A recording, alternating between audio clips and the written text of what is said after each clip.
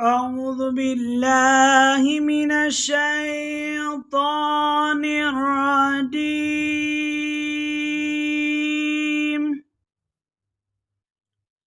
بسم الله الرحمن الرحيم.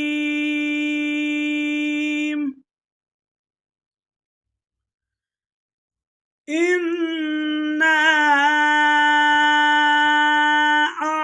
أعطيناك الكوثر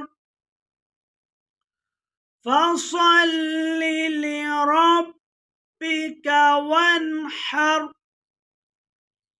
إن شانئك هو الأبتر.